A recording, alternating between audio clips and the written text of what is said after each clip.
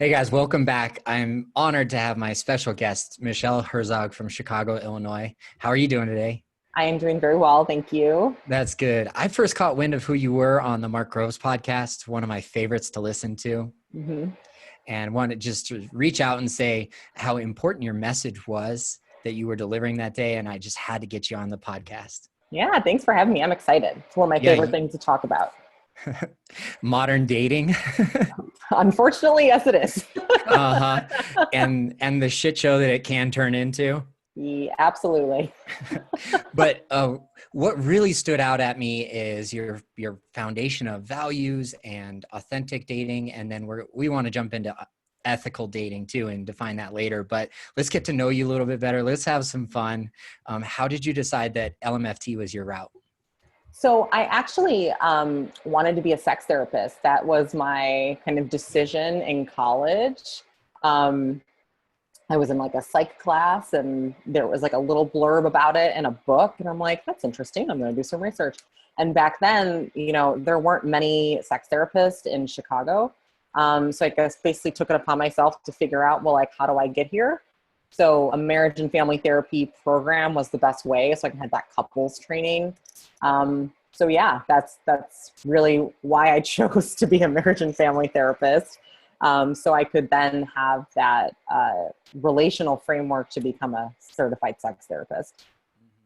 And how is that going for you? How deep into the world of talking about sex do you go?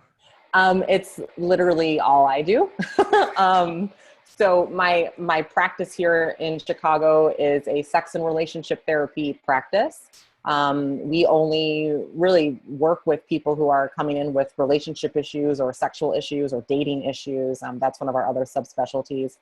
And yeah, it's really my world. It's been my world for a very long time, and I hope it continues to be. hmm Yeah, it sounds like you're good at it. So let's talk about what your clients, in general, say about dating in the modern era. So I have two types of clients. I have the clients that I work with individually, and then I have the people who attend our dating workshops and come to learn about ethical dating and things like that. So my clients that I have one-on-one are really there to learn, how to be a more effective dater, how to work through maybe some of their trauma with dating, how to understand their attachment in dating and to put up better boundaries and like really understand their role as a dater. And sometimes it turns to like, why is this so hard? Which, I think is a really great question and something that a lot of people feel.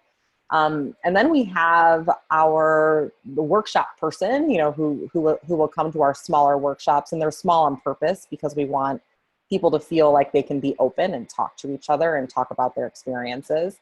And these are the people who come to really understand like how they can be more effective at dating and have some more communication skills under their belt. Really understand what our value and ethic dating system looks like, and have a better understanding of, again, when can I put up some boundaries, not just sexual boundaries, but like boundaries around chatting and first dates and things like that. hmm Totally get it. And we're towing the line. I think we're dancing around what we really want to talk about today. And let's start with values. Yeah. How do we identify our own values? And then we'll get to how do we match those values with somebody else. Yeah, so we all have our own value system, okay? And everyone's values are going to be different, and that's all right, right? So that can come from what your family has taught you, what you've learned about yourself in the world, things that you've just discovered along the way. Like, again, everyone has their own set of values. So I think it's important to help people identify what those are just in general. So they can say like, my value is I am a kind person. Therefore, I treat all the people around me with kindness. That's a value. Okay. When it comes to dating, something that we try to talk with people about is, well, what are your dating values? Like, how do you want to show up as a dater? And are you following through with the values that you say are important to you? Because that's obviously the second part of it. So if you tell me that my value is I'm not going to ghost anyone, but then you're ghosting people like left and right, then is that really one of your dating values, and is it that important to you? So does that make sense? Absolutely. Let's define ghosting. I think everybody knows what Everyone ghosting knows is, it. but It's like the original. It's like the OG. right. But let's just say that, like, I was chatting with a recent divorcee in San Francisco last night over Instagram, which is how our conversations get started. Yeah. And she hasn't dated since her divorce. So maybe that person wouldn't know what ghosting is or what it could do short term. And then if it's repeated and repeated and repeated, what kind of trauma that could induce into our dating life. So ghosting is when you are speaking to someone over an app, or maybe you dated them for a couple of weeks or a month or maybe 6 months. And all of a sudden they just completely disappear on you. They ghost. Nowhere to be found, no explanation, not responding to your text messages. They've completely disappeared. Maybe they even left things at your house and they just don't even care about them because the classic leave behind. Yeah. So that is what ghosting is. The impact of ghosting is incredibly harmful, especially if someone is experiencing being ghosted over and over again. Because what it does is it sets up this narrative that there must be something wrong with me if people keep disappearing on me, right? And that can turn into some pretty traumatic, dating ideals that one person might have about themselves. Ghosting in general I'm going to use the word, I don't want to be mean. So ghosting in general, I'm like trying to choose my words wisely here. Fuck it. Just go for it. I know. I'm like too nice. Can be a little cowardly, Okay. when we ghost someone. And I'll be honest, like I've definitely ghosted people in the past and I'm not proud of it. And I've done a lot of work around that to make sure that I don't repeat those kinds of things again, ever. But when we don't have the strength within us to say to someone, hey, this isn't a good fit for me anymore, that person then has some work to do, right? Around why they're doing this, what's getting in their way from actually being authentic and showing up in a genuine way, so someone doesn't leave a relationship feeling hurt. Got it. Yeah, I could see that the value that we're talking about here around ghosting is respect. Absolutely. I'm going to respect the person that either I'm chatting with or that I have gone out with once or twice, to just say, hey, I don't feel like it's the right fit right now. Let's either option A, stay connected on social media. Option B, hey, I've got a friend for you. I've done that before where, a girl was traveling internationally when we first matched on an app. And I have these very specific boundaries around my workday. I'm a personal trainer, so I start my workday at 6, and my busiest time is 6 a.m. to 9 a.m. So I'm not texting at that time. But it was like repeated messages before 9 a.m. for me. And I'm like, you know what? I'm just like not feeling it, but I know that there's a perfect person out there for you. Do you mind if I make the introduction? What's your email address? And I email connected them and followed up a little bit later. That was very nice of you. It was a little nice of me. The reason why I thought they'd be a good match is that they both had fitness as a priority and cycling specifically. He's a modestly height guy, 5'6", 5'7", something like that. And I had to make sure that she was shorter than him, because that's a stinging point for him. I know it. Okay. It's really great that you know that. We have these conversations over Facebook Messenger, or I would see him at an event every now and then. He's come to one of mine. I've been to one for another local matchmaker that he was at, and it ended up he and I talked all night, and I don't think I talked to a single girl, just because we were having so much fun, bringing the energy of like guy talk. We have a lot in common with the fitness thread. So that's awesome. Before we hit record, I threw out a term that you weren't familiar with, and that's submarine. I'm like, what is that? How do I not know this? This would also be in context of the values, like the value of respecting other people, being kind to other people. Let's say somebody's ghosted you for a period of time, and then all of a sudden they resurface like a submarine. Okay. Yeah. So they go deep. They're not heard of from 6 to 8 weeks or whatever, and then they come back up to the surface and they reach out again. That makes sense. Yeah, that to me sounds very much like the zombie effect. same thing. Like you come back from the dead essentially, and like you reemerge. Yeah. Yeah, they raise up from the dead and they have a bunch of excuses of like, oh, I got the zombie plague from Walking Dead and stuff Work like was that. busy. Yeah. It's interesting to me because this is like the part of toxic dating culture that like I love to hate. Like I think that people are super creative and super funny, like making up these kinds of labels to give to these shit behaviors. But the reality is these shit behaviors are really harmful. Mm-hmm. And by continuing to like name these things and to, act in these ways, we're just perpetuating this toxic dating culture that this continues to be a problem, and which honestly is what's putting people in my office, for therapy. So I appreciate it. I appreciate all of these lovely words that we've assigned. But at the same time, my hope is that we can start to shift the toxic dating culture and we're not, and continuing not to do these things to other people and being more accountable. Mm-hmm. I totally agree. And it's what it sounds like you're talking about is like diminishing how negative these behaviors are on other people. And that's a huge part of our authentic community, and communication is a big piece of that. Absolutely. When we don't take the other person's experience into account, we are not being relationally responsible. That's for sure. And we're also really abandoning ourselves in that moment, right? By not holding ourselves accountable to a higher standard, which I think we all could do a little work on when it comes to ethical dating. Totally agree. And we're talking about values, and the buzzword is boundaries, and self-abandonment is a huge piece of that puddle, but they're all related. Yes. So if somebody's being repeatedly ghosted and they have a hard time setting boundaries, which allows that low accountability behavior, and they're self-abandoning and they're dating people that is not the right fit for them, I think you guys called it fleabagging. Oh yeah, that was the term that I discovered like a couple days before I spoke to Mark. I'm like, have you heard of this? It's crazy. Mm-hmm. Yeah. Right. And what we're doing is we're negating how impactful this toxic culture is on our psyche. And I know that I bump up against this frustration wall every once in a while. And I'm like, screw it. I'm just going to take a break. And that's a good thing for me. Mm-hmm. Either Absolutely.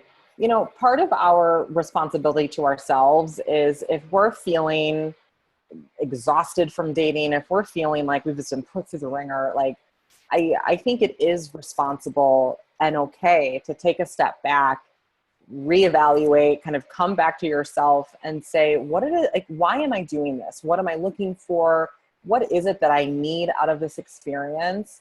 So you can really come back to it in a more positive and prepared, honestly, stance. And for people who are becoming and being ghosted multiple times, or like other people reemerge, whatever, all these negative things that are being thrown in people's way. I think it's important to understand like the kind of person that you're choosing, because that has a lot to do with it. And that's a much larger conversation in terms of attachment and things like that. But I do think that it's valuable to like really take a step back and say, what do all these people have in common, and why am I choosing them? Mm-hmm. Totally agree. And it's definitely something I wanted to have outside eyes on. So I saw a counselor for 20 months and it was a huge benefit for me. So I'm a big advocate for reaching out to mental health professionals, which is why our podcast interviews them so frequently. And I appreciate your time again, because like I'd rather have the experts' knowledge and share it with the world than just go out there guessing. Like, okay, what is my repeated pattern? What do I have to look at that is an unhealthy repeated behavior that could actually change that exhaustion into an experience that I enjoy? Absolutely. And how can I heal from this? How can I make myself better? How can I improve my experiences? And a lot of that does have to do with looking inward. Definitely agree with that. So we're really spending a lot of time on the podcast discovering what authenticity means to our individual listener. And so we're providing a lot of different definitions of how to authentically date. You just cut out on me. I did. Okay. Is it Yeah. frozen? Oh, wait, hold on. Can you talk again? Yeah. Test. Okay, there you are. Got it. Okay. I didn't hear what you said. Sorry. Okay. We've spent a lot of time on the podcast providing a lot of different perspectives on what authentic dating is, and today we're talking about values and boundaries and self-abandonment, but you come at it from a unique place. And that's why I wanted to chat, is this ethical place. So walk me through what you're sharing with your clients when they encounter something like we've been talking about so far.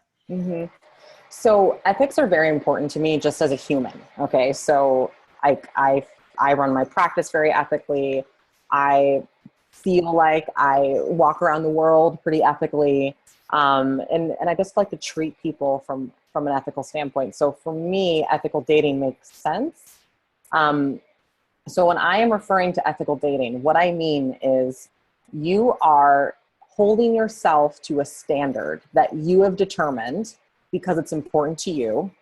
And these are your personal ethics when it comes to how you show up in the dating sphere, whether that's in person, like meeting people, or online, or, through a matchmaker, or whatever route you're going.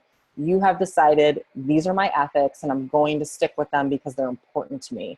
That's partly why I ask people about their value system, because then they can come back and say, all right, well, based on my values, here are the ethics, the actions I'm going to take to make sure that I'm holding myself accountable to my values. Does that make sense? Yeah, summed up perfectly. Okay. Let's apply it to kind of like a real life situation.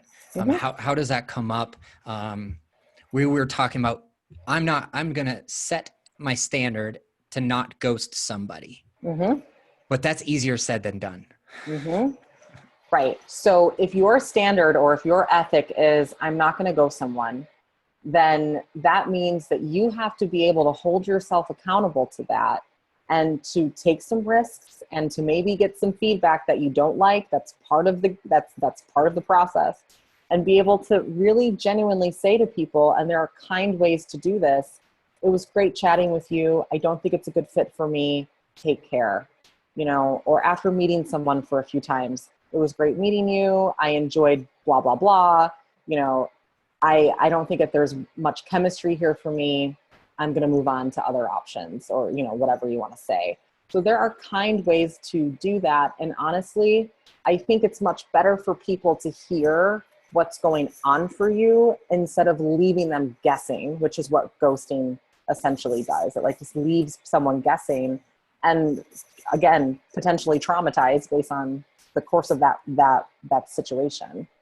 Yeah, we never know what the other person is experiencing. No. And that's part of that lack of accountability that I'm feeling like this kind of swims around right now with toxic dating culture, is that we're not holding ourselves accountable enough.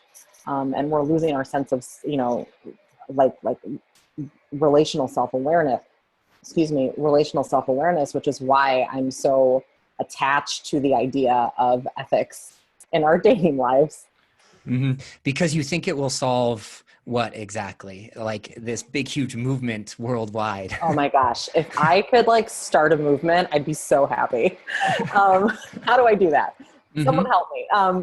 So I think it will create less stress in the dating sphere.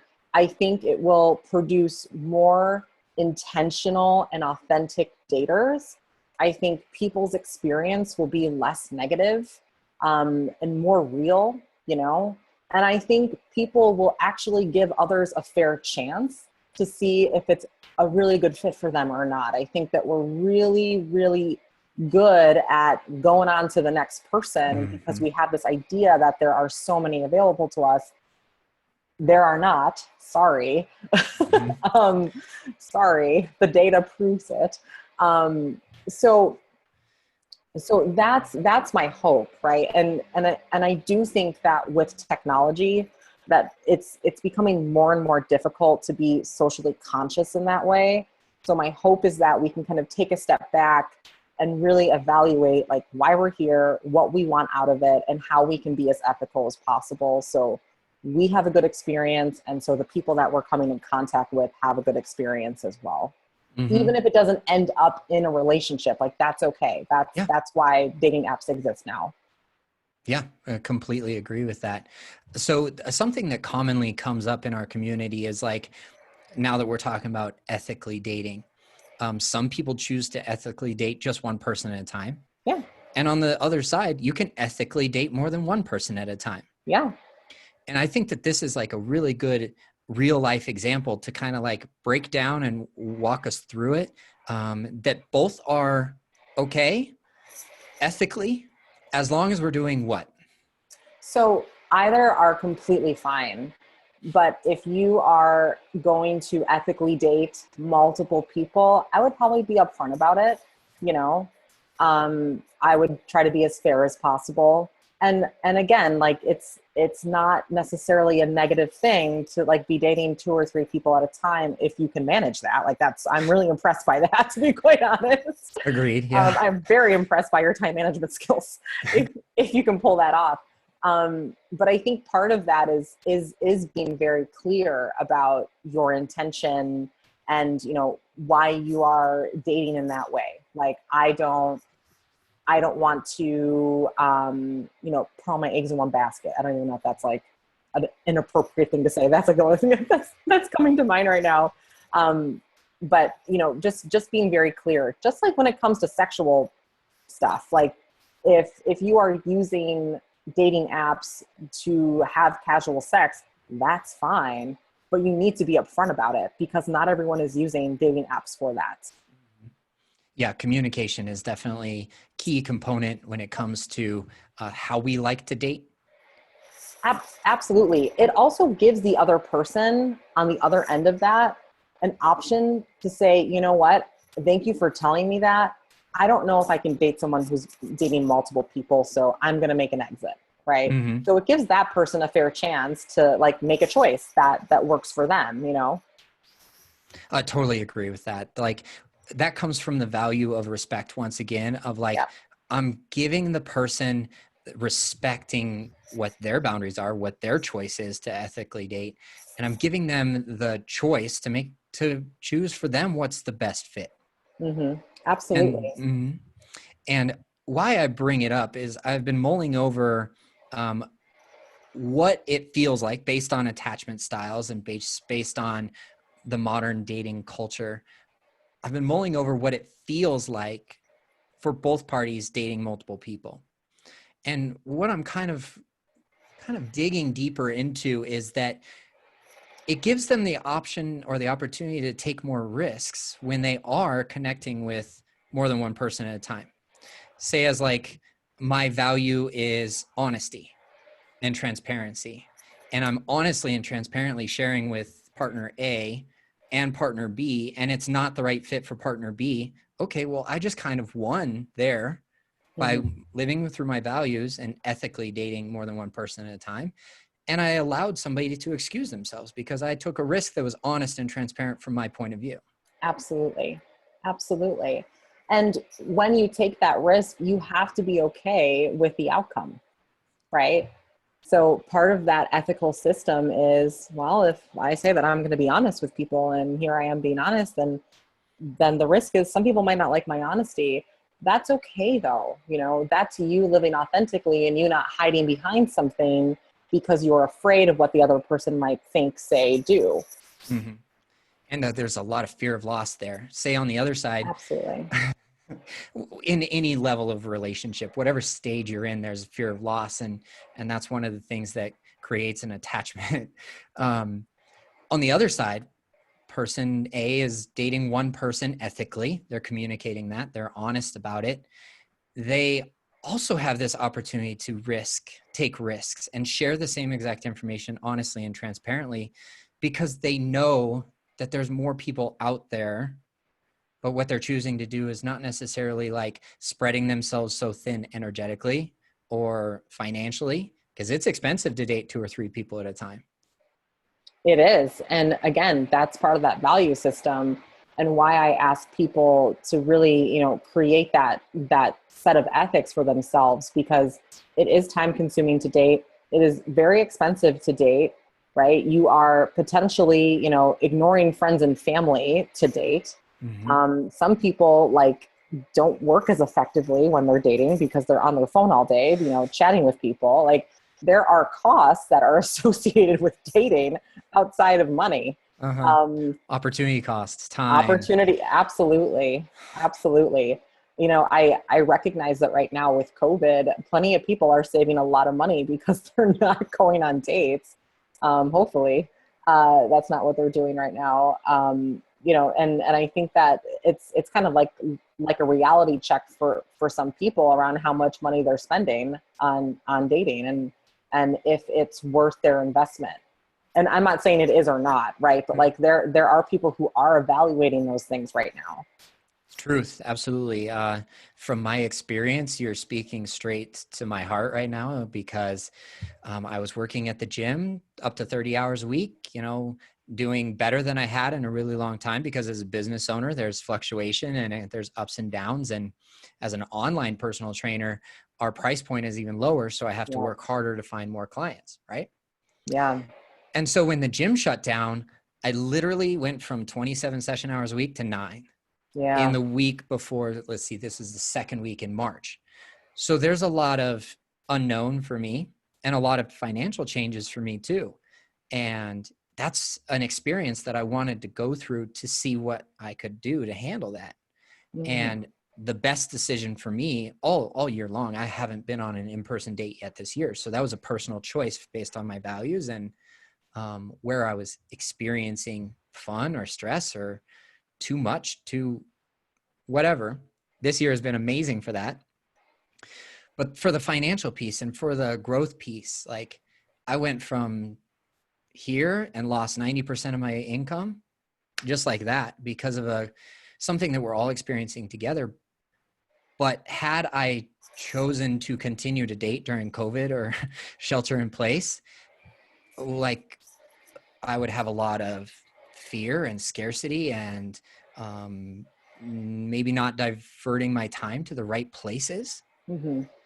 And would you then be like authentically showing up with someone at that point, right? It sounds No. like you would be too Mm-mm. distracted and too, Stressed. yeah, stressed out in order to do that. Mm-hmm. It was the perfect time for me to commit to myself again and take a break Good for from the you. dating experience. I was still starting conversations, and I Mhm. was still experiencing maybe something going deeper here or something really shallow over here. And I'm practicing these communication skills during a time where I'm 100% focused on what my life experience is like right now. And after, I don't know, this is 2.5 months sheltering in place, I'm ready. So I'm accepting what the universe is going to provide me on the dating or the romantic life experience. Mhm. That's really amazing. I think that I'm actually really impressed by that because there are a lot of people, who are really struggling. I mean, and I'm not saying that you weren't struggling just emotionally with all this, but the loneliness effect is real, and it's actually kind of scary for mental health professionals because we are thinking ahead to what this is going to do to people's psyche and their This mental health. prolonged experience of Yeah, exposure to cortisol, right? Just absolutely. through I the mean, roof. we need touch. Like, as humans, we need touch. Okay, it's part of our survival. It's part of how we connect to the world. And for those who are single and living on their own and not getting their basic human need met of touch, we are concerned about that. And when you're talking about like intentionally taking a break to do your own work and not turning towards something to like get your loneliness need met in the Mhm. process, I think takes a lot of self-control and a lot of self-awareness, which again is something that we're trying to promote, right, from like an ethical standpoint. Like, don't turn to this. Even before COVID, don't turn to a dating app because you're lonely. That's Mhm. very unfair to the person on the other end, especially if you have no intention of following through with anything and like you just want to talk, right? Mhm. That's part of that toxic dating culture. Mhm. um, there are better ways to work on your loneliness and your sadness and your lack of connection outside of using a platform to get that need met temporarily, because it's just like a quick fix, right? It doesn't Yeah. actually solve anything long term. Sure. I heard the analogy, a Band-Aid on a bullet hole wound the other Ooh, day. that's good. Yeah, it was very expressively accurate, you Yeah. know? So I thank you for that compliment. And I appreciate you saying that, that it does take a lot of self-awareness. At the time when I was transitioning from making more than $1,000 a week as a personal trainer to a tenth of that, like that, I didn't know what was going to come out of my decision at the time. I had absolutely no way to predict what the next 2 weeks or 3 weeks or months would have in store for me. But I knew in my gut instinct that to handle what was in front of me, it was best for me to do that for myself. And a partner can be involved in that wholeheartedly. I can absolutely give to a partner during this time. I don't believe I could have done that 2.5 months ago in mid-March, which is why there was a lot of no. And it's a no for me. It's a no for me. And I had anticipated exes reaching out. I didn't know it was going to happen at the timing that it did. But for me, this is boundaries. And why I bring this up is because we're grooves as Americans to have instant gratification. I'm going to go to the app and I'm going to find somebody to cure my loneliness right now, tonight. It's easy because there's a deck of cards that I can sift through. But for me, setting those boundaries at that time, I said no twice that week to invitations. One person had chosen to go snowboarding on a weekend when we had plans to meet up. The next time she came around and asked me for a date, I said no. Unfortunately, I value my time a little bit more than that. You can't cancel on me last minute to go snowboarding and then expect to have a second date, especially when you don't reach out for 7 days. So this for me was my boundary. I said no at the time. What I didn't know is that 2 months later, 2.5 months later, I would be flourishing in my business because I said no to somebody 2.5 months ago. Right. They're directly correlated. I just didn't know that was going to be a result. I'm immensely grateful for it. I'm sure. I mean, this is why we have to have a boundary system and our value system kind of up front, right? Because it protects us. And I don't mean that in like a negative way of like needing to be protected from people, because that's aggressive. I mean that in like, we have to be accountable wholeheartedly. And part of that is being accountable to ourselves first, right? And then accountable to other people. And if your value is to protect your time because your time is valuable, my time is valuable, right? Like for someone who charges by the hour, your time is automatically valuable. Okay. And there are only so many hours in a day that one person can like actually work. So I have learned over the course of my career in general to be very protective of my time. When I was first dating online, I was very loose with that. And I learned from that very quickly that this is not going to work for me long term if I'm going to choose to continue to date. Totally hear that. And I can understand where you're coming from, because what I saw when I was online dating is like the peak hours of conversation are like 7 to 10 p.m. Oh, that's like right in my workday. Right, because you work with busy adults, professional adults as well. I worked, when I first started my career, I worked 2 evenings a week, from like 4 to 7 or 4 to 8 or something like that, because I felt like I would get to burn out faster if I was working into the evenings quite a bit. And it was the best choice I could have made professionally, to only have those 2 evenings available. One, it consolidated my clients back to back to back. And 2, it gave me Tuesday, Thursday to be with my daughter, or I was in a relationship at the time. So I was valuing the time spent at home as much as I was valuing my professional life. Over the course of time freedom has always been a motivator for me. So I've created these online programs that continue to work while I'm doing other things, which unfortunately leads to a perception of the people that I would date of like, Dave's always available. And that's this balance that I had to come to understand. And how I kind of like overcame that is I didn't project on other people of like, well, I created this time abundance in my life. I deserve to X, Y, and Z. That's entitlement, right? Mm-hmm. What I chose to do with that extra time is actually pour back into my purpose. Mm-hmm. And that has given me a perceived value starting here. And then it actually exudes when I go out and I date again. That's really amazing. You know, when it really shows how we can effectively show up differently when we make choices for ourselves that are good choices. You know, I really like that. Yeah, it's taken a long time to understand that. It was like, Usually does. I'm a bit of a nonconformist. That's good. And yeah. And I'm like, you know what?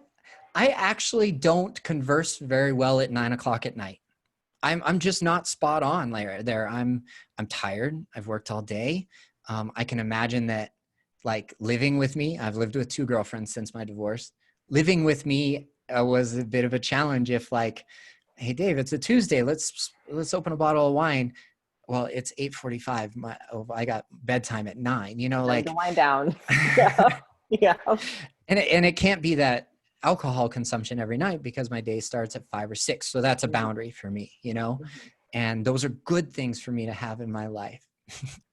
No, But I can yeah. imagine that like non-conforming to like this online peak dating gave, I have absolutely no idea what perception it gave or uh, what the other person was experiencing by conversing with me, because I would just stop talking after 8:55 at night, you know, because I fell asleep or whatever. And I know that I owe nobody an explanation here. It's just, we never know what's going on in the other person's life. We don't, however, we attach meaning to everything we experience.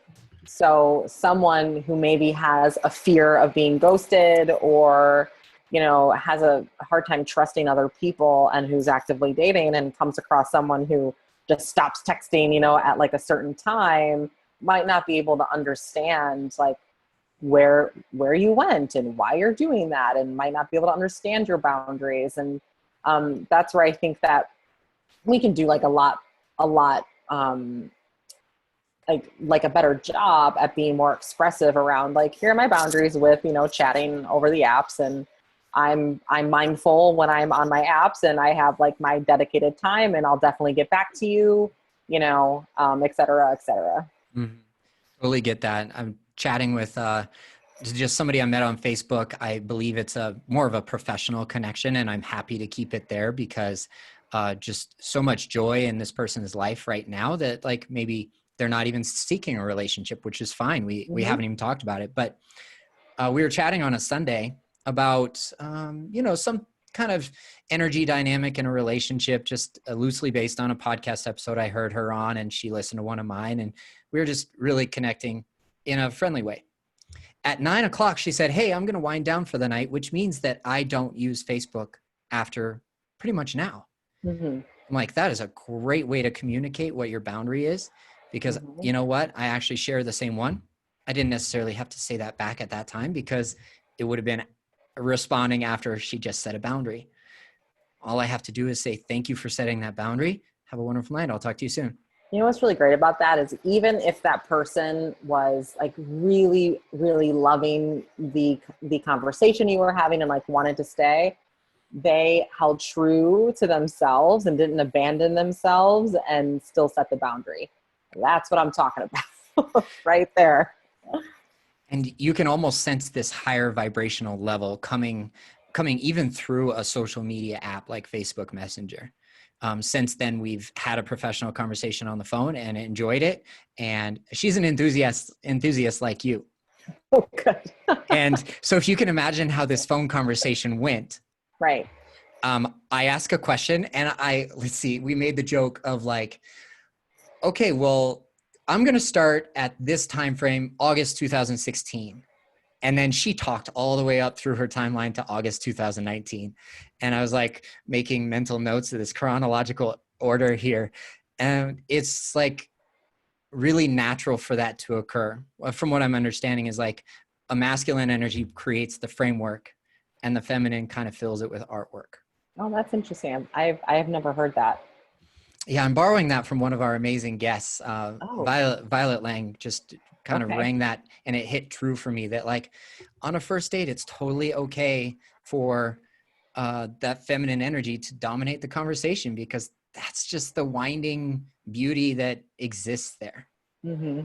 And I really like that. I'm gonna look this mhm. person up later.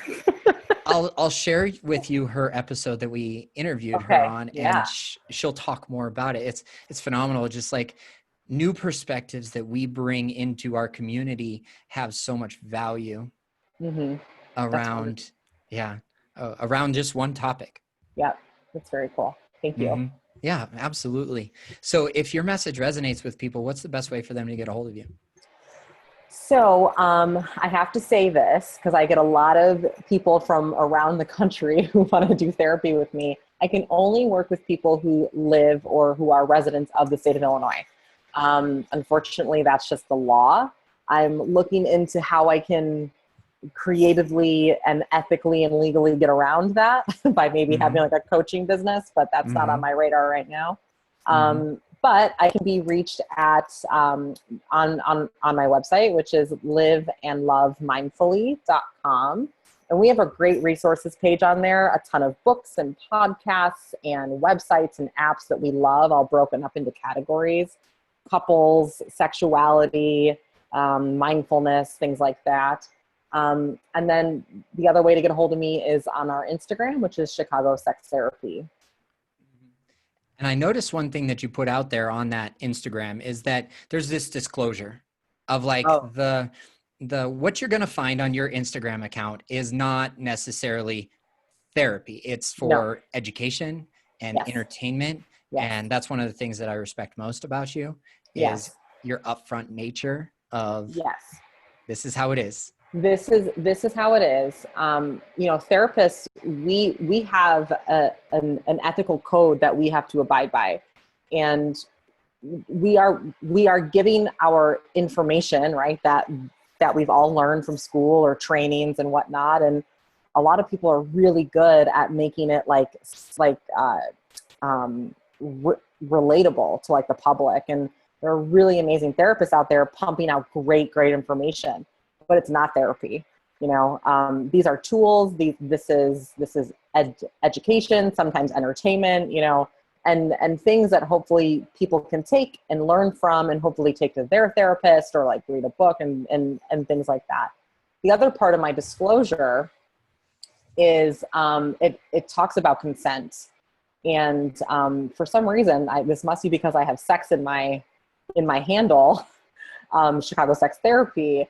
I do get a lot of really inappropriate messages sent to me, and that's just a violation of my consent at that point. So I do have a disclosure about that too, which I think is appropriate, to be quite honest. So I love disclosures.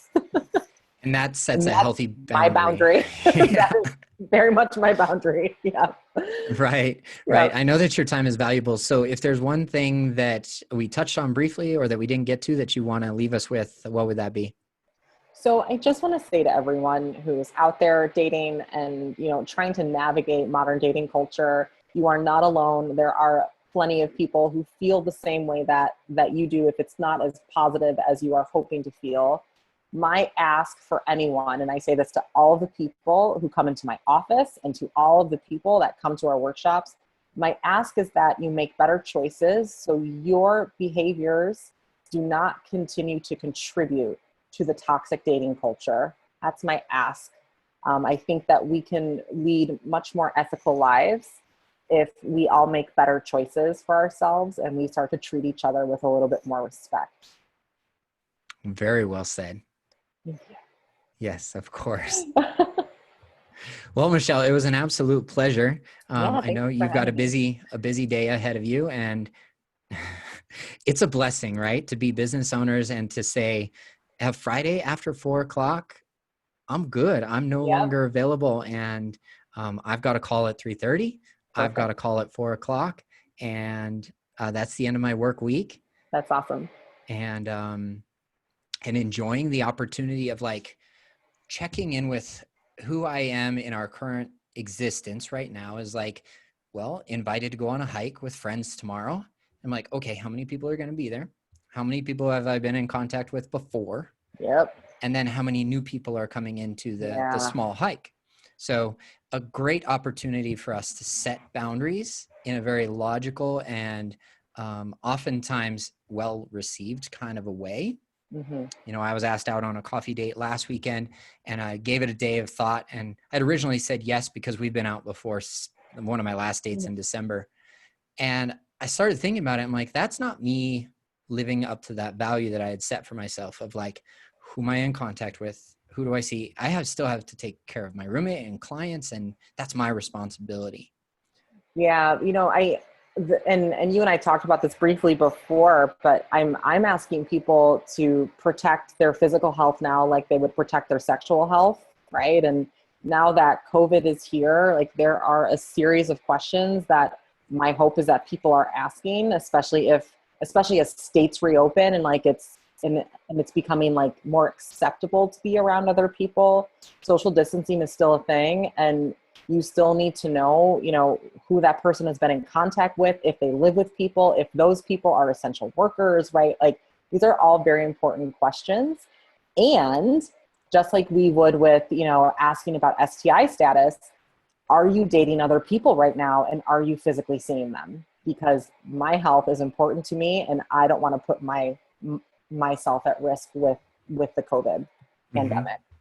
I love that perspective and the tie-in as well. Because the way we do one thing is the way that we do everything. Excuse me. Absolutely. And as a result, I set the boundary for myself first. I was like, okay, what is my awareness? What am I comfortable with? Not comfortable with in person. So we rescheduled a FaceTime date. It was a lot of Perfect. fun. Perfect. And moving forward, I think that the physical health conversation really prepares us for that sexual health conversation as we maybe go on 4 or 5 FaceTime dates within a month, 4 or 5 different people. That's totally fine and ethical, especially when we're setting the boundary around FaceTime or in person. And then moving forward to seeing each other in person, then, okay, let's in the same fashion have the same sexual health conversation. Mm-hmm. So that we can protect each other. Absolutely. I think COVID is really going to change how we interact in a lot of different ways. And part of that, I hope, is going to make us better communicators around our health in general. So just please be prepared, everyone, for having these kinds of very important conversations. Yeah. Mm-hmm. I appreciate you saying that so much, and the transparency that you brought to the table today. Really appreciate that as well. So we're not trying to control the outcome here, but if we are future thinking, you alluded to it just now, be prepared for what? What are we preparing ourselves for emotionally, mentally, physically, moving forward? So that's a big conversation, but like, should I get into the science? So Let's go with your gut instinct and like your intuition here. Yeah. So we are preparing for, my hope is preparing for a culture that starts to shift back towards being connected and less distracted. I think people are really feeling the exhaustion of what it's like to be on their own, of what it's like to be on Zoom calls all day, and all the pressure of that. So my hope is that looking forward, we do come back to a connected, intimate kind of group of friends and family and relationships. My hope is that people come out of this as better communicators, especially around their boundaries and their safety. My hope is that people who are partnered and living together can come out of this and they're stronger. And I recognize that that's not going to be the case for everyone. And my hope is that for daters, that they really, just based on having this built-in distance, have taken the time to slowly get to know people and really figure out for themselves what they're looking for from a relationship or a partner long term, and that hoping that that slowed down impact of COVID and not being able to be physically with someone can really highlight that for them. That's my hope in terms of looking forward. I'm all on board with that. I have a lot of hope that I'm